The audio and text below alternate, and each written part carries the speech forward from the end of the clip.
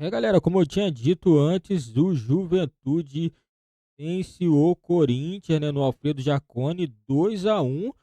A equipe do Juventude que já desclassificou o Internacional, desclassificou também a equipe do Fluminense desta vez. O Corinthians está muito próximo de ser desclassificado, caso não consiga reverter esse resultado no jogo da volta, né? O jogo da volta, o Corinthians vai jogar em casa, vai jogar diante de sua torcida, né? Está sendo muito contestado nesse momento o time do Corinthians, pelo fato também do Brasileirão. A equipe está na zona de rebaixamento, né, na 18ª colocação. E na Copa do Brasil, né, a torcida vê como obrigação passar pelo Juventude, mas na minha opinião não é bem assim. O Juventude também é uma equipe forte, né? Mas o Corinthians tem muito mais camisa, né? Claramente. O Corinthians tem a obrigação de entrar em campo e fazer o seu melhor. E deixa nos comentários, galera, o que vocês acharam desse jogo e se o Ramon Dias vai permanecer no Vasco por muito tempo, né? Vamos acompanhar aqui agora as últimas informações do jogo Juventude 2, Corinthians 1. Com o Jair novamente, é um time que sabe muito bem o que fazer. Segurou o próprio Corinthians com 9 homens no Brasileiro. Num jogo de risco, era jogo para o Corinthians passar o Juventude na tabela. O Juventude conseguiu esse equilíbrio também emocional. O Juventude está na dele. O Juventude tira, por exemplo, do Nenê, com 43 anos, o que outros times, inclusive o Corinthians, não tiram de jogadores com a metade da idade dele. Que tem um time, principalmente o meio campo, muita pegada, muita marcação, um jogo muito físico, dá uma liberdade, um conforto pro Nenê fazer o time andar. Com a bola parada e sendo camisa 10 ali. Jogo forte de velocidade com o Eric Farias e com o Lucas Barbosa. O time que sabe muito bem o que fazer, né? Sabe muito bem utilizar o campo, acelerar o jogo. Mais uma vez foi melhor do que um adversário que tem mais investimento do que ele. E para falar em investimento, eu acho impossível não tocar em dois nomes, Abel. De novo, Pedro Raul. 25 milhões investidos pelo Corinthians. Jogo de quartas de final da Copa do Brasil, numa equipe que não tem poder de fogo, não tem eficiência e força na hora de definir. Não estava nem no banco. Isso mostra como esse elenco foi mal montado. Igor Coronado.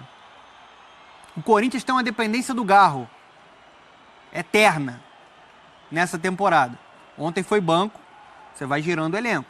Até porque você tem 3 competições para administrar, e se você tem dependência de um jogador, né, você coloca o Garro ali no banco de reservas e entrou no segundo tempo. Agora, o Igor Coronado, que é um jogador que chegou no Brasil com um hype danado, todo mundo... do termo hype. Hype, né, todo mundo, jogador que vem da Arábia Saudita, salário altíssimo que recebe no Corinthians, mas ele não consegue traduzir isso em campo. Custo-benefício? Custo-benefício é péssimo.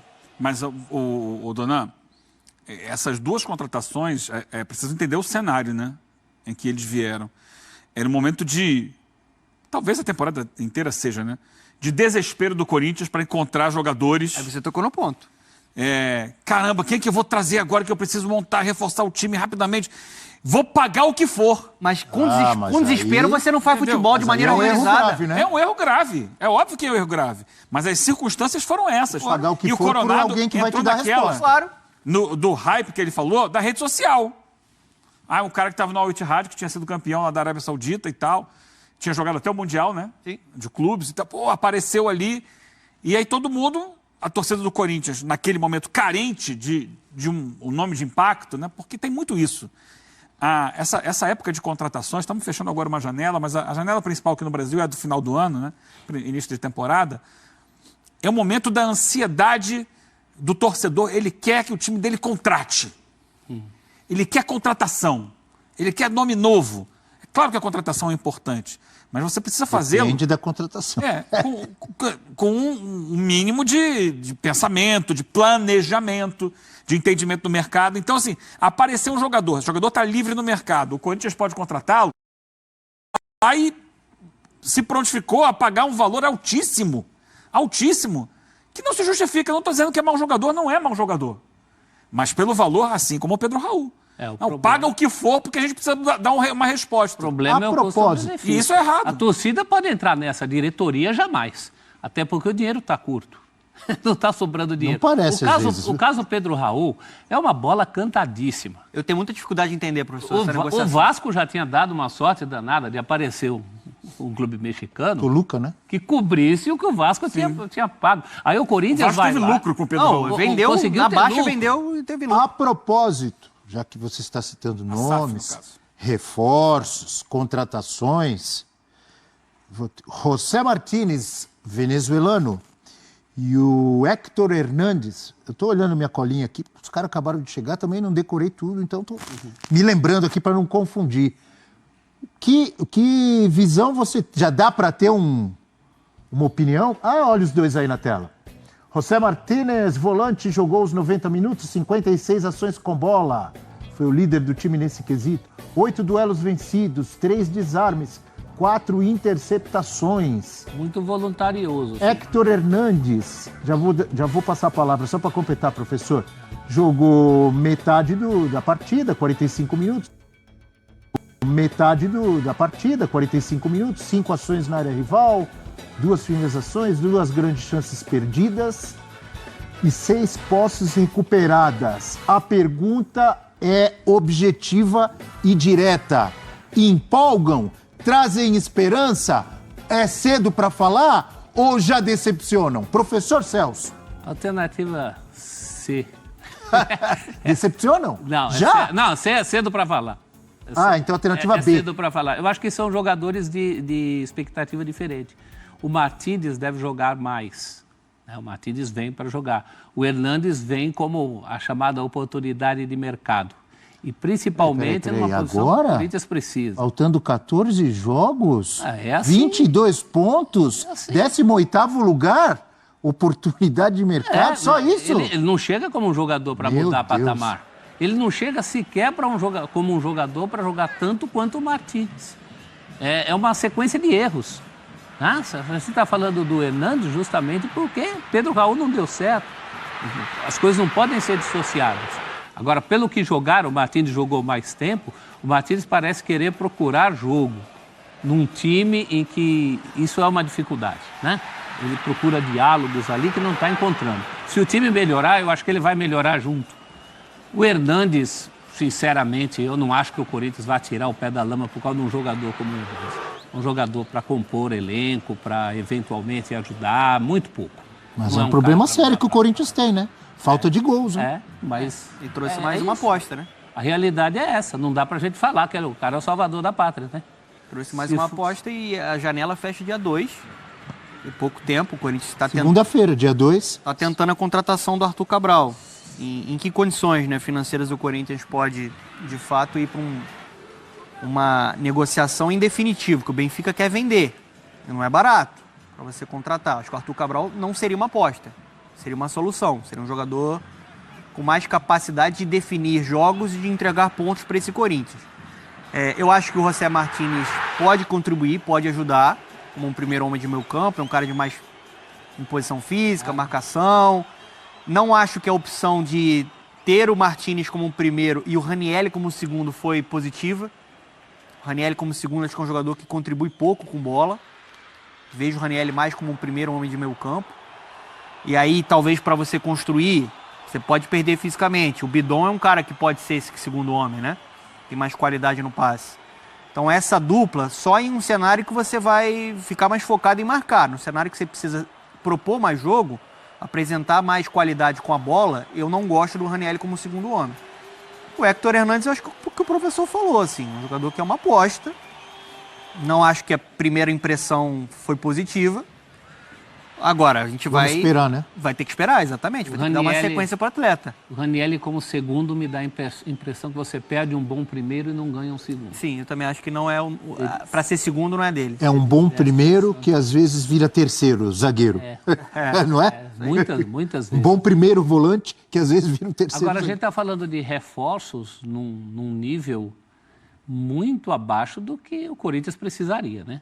Como instituição, como clube que é. Mas aí a gente fala de uma droga que já vem malhada errada antes.